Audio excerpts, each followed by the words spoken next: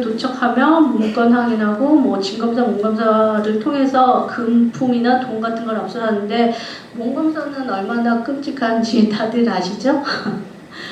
아시는 걸로 알고 거기에 대한 설명은 생략하기로 하겠습니다.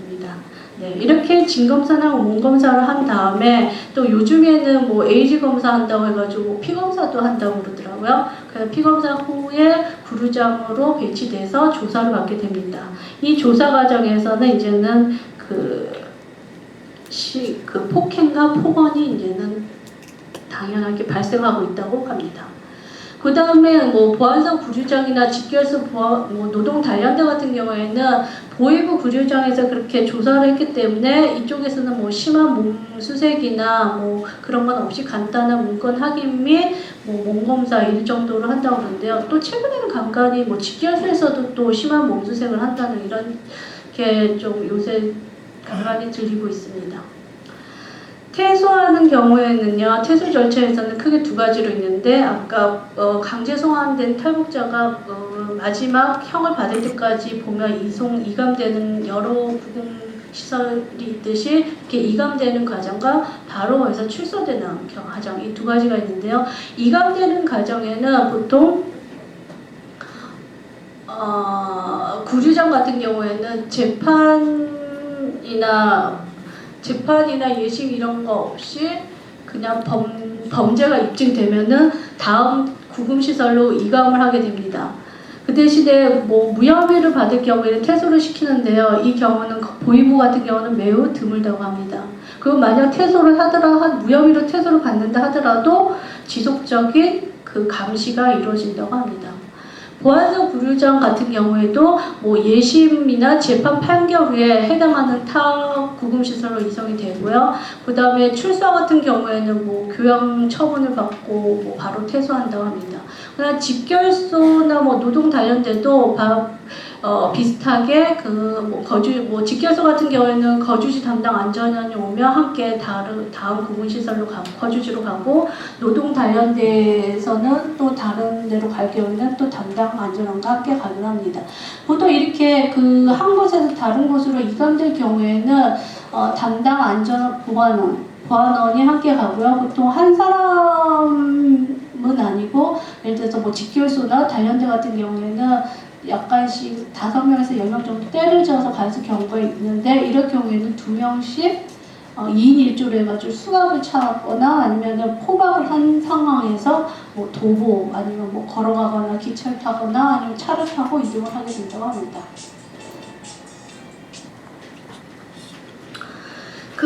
이 모두 북한의 구금시설에 나타나는 그 제공되는 식사를 보면은 되게 비슷합니다. 보시면 거칠은 옥수수밥, 내지는 묵집밥 이런 것도 들어보셨죠?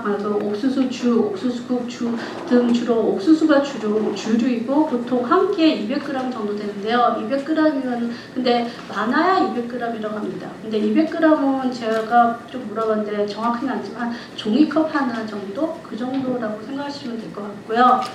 그 다음에 또 이것도 여의치 않은 경우에는 그냥 잔잔한 감자 한 5에서 7알 정도 준다고 합니다. 그 다음에 반찬은 거의 없고 간혹 뭐 명절이나 그런 때 무짠지 하나 그거 정도 주고요. 그 다음에 멀건 소금국, 거기서 뭐 영장국이라고 하는데 이런 거를 준다고 합니다. 그 다음에 지금 구금시설에서 제공되는 생필품은 거의 없다고 볼 수 있어요. 그러니까 구금시설에 원래 남아있는 담요 정도와 수저는 보위부나 이런 데서는 식사를 제공하니까 어쩔 수 없이 수저, 그것도 자해 방지용 수저대가 없는 앞부분한테는 그런 걸 제공준다고요. 그 다음에 이렇게 생필품이 없기 때문에 대부분 수감자들이 자체적으로 이제 이런 속옷이나 휴지 같은 생필품을 해결을 해야지 됩니다. 그렇기 때문에 되도록이면 자꾸 돈을 어떻게 해서든지 숨겨가지려고 오고, 또 그런 걸 아는 구금기관의 구금시설의 관리자들은 또 어떻게 해서든지 자꾸 찾아내려고 하고 그런 태세입니다. 구류장 생활을 보면 보통 보위부나 보안서 같은 경우에는 조사를 받는 기관이기 때문에 아침에 일어나서 뭐 식사 시간 빼고서 조사 시간 빼고서는 계속 책상다리, 북한에서는 저걸 올방 자세라고 하는데요. 거의 책상 자세로 해가지고 부동 자세로 움직이지도 않고 하루 종일 있는다고 합니다. 그러다가 어쩌다 움직이면 뭐 개호한테 심한 폭행과 구타를 당한다고 합니다. 그에 비해서 직결수와 노동 단련대는 마찬가지 뭐 식사 시간 빼고서는 그 강제 노동을 하는데, 강제 노동은 우리가 생각하는 것보다 강도가 무척 센 노동을 하고 온다고 합니다. 그러고 와서도 쉬는 시간이 있는 게 아니라 생활 총화라는 것을 하게 되고, 그 후에 취침이나 뭐 점호 후에 취침을 하게 되는데, 저희 보시면 오락회라는 게 있는데, 이 오락회가 수감자들을 위한 오락회가 아니라 관리자들을 위한 오락회라고 그럽니다. 그래서 관리자의 기분을 맞춰주기 위해서 뭐 힘들더라도 어쩔 수 없이 오락회를 해야지 되는 경우도 많다고 합니다. 그리고 휴일은 직결수와 노동 단련대만 뭐 지킬 때가 있고 지켜지지가 않을 때가 있는데, 휴일은 주로 일요일이라고 합니다. 그 다음 면회는 보이부 빼고 모든 구금시설에서는 지금 지켜지고 있다고 합니다.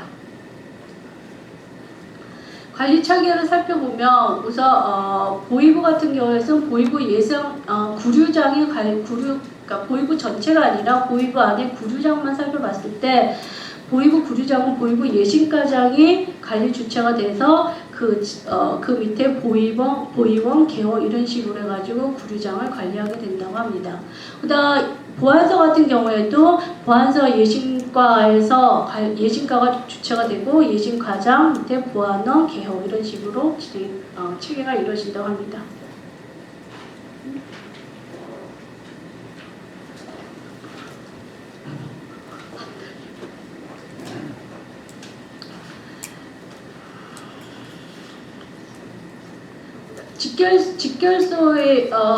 직결소에 있어서 관리 체계를 살펴보면, 직결소는 인민보안부와 보위부가 관리 주체가 되고, 직결소장을 위시로 예시반 지도원, 그 옆에 군의와 경련이 있고요. 그다음 노동 단련대 같은 경우에는 인민위원회가 관리 주체가 되고, 해창부 단련대 같은 경우는 보위사령부가 관리 주체가 되어 단련대, 비서 관리 지도원, 보원원 이런 식으로 됩니다. 근데 저게 모든 단련대나 직결소에 해당하는 게 아니라 상황에 따라서 저 구조가 약간씩 변형은 될 수가 있다고 봅니다. 경비체제를 살펴보면 모든 보위부나 노동단련대 두 개를 지금 대표적으로 보았는데요. 그 최근에 낙후된 구금시설 외에는 최근에 되어진 건물들은 다 저렇게 외벽은 콘크리트로 되어 있고, 그 위에 전기열선, 고압선이 흐르고 있으며, 그 다음에 각 내 모퉁이에는 포대가 설치되어 있고, 경비가 24시간 고초로 서고 있다고 합니다.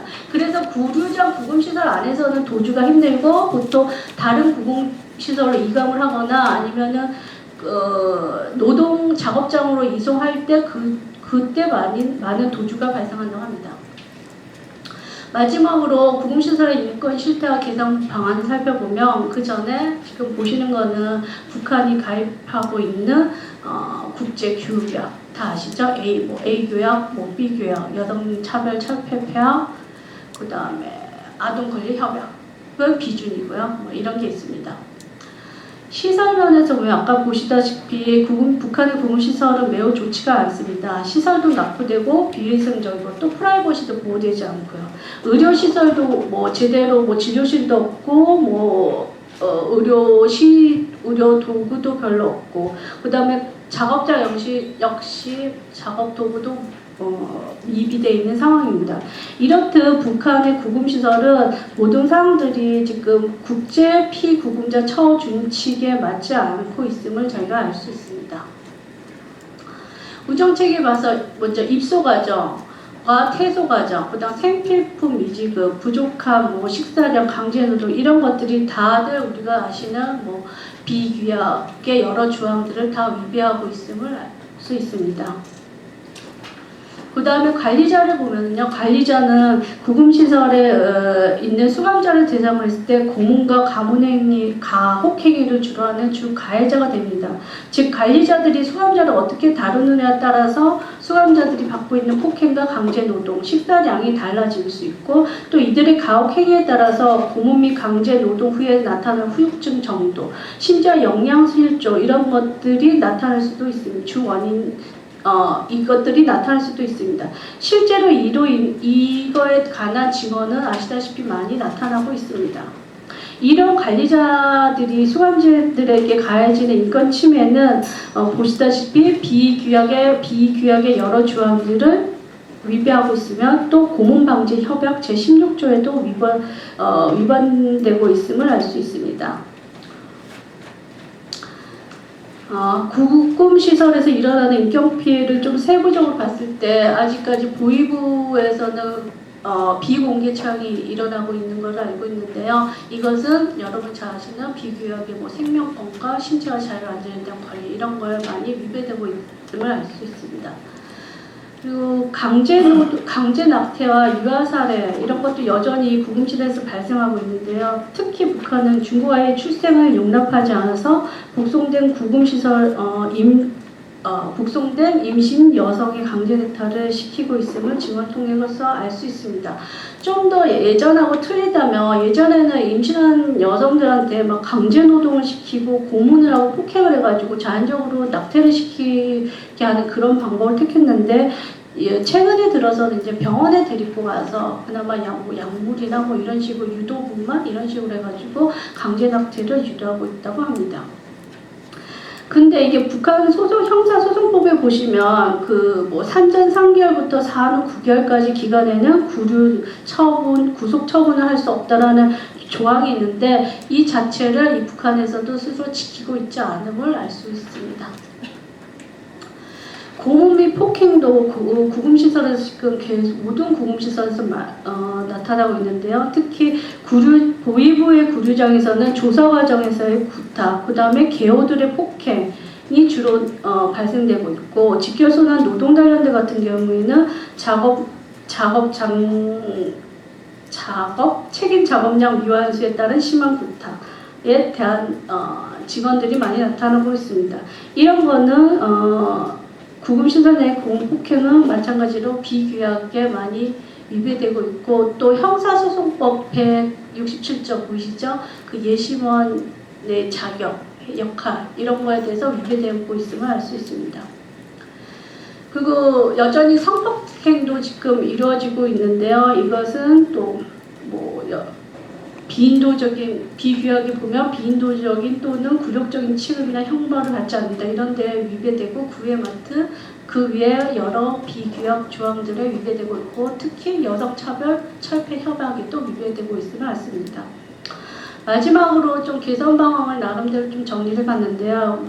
이제 북한 입장에서 이제 할 수 있는 게 뭔가라고 했을 때 구금시설에 있는 관리자들에게 북한 형사법 내지는 형사소송법 등을 준수하고 또 교육을 제공해서 이거를 준수하게 하며 또 구금시설 관리자들이 이에 맞게 수감자들을 다루도록 해야 합니다. 이러기 위해서는 북한 당국 역시 구금시설에 대한 모니터링이 필요하다고 볼 수 있고요.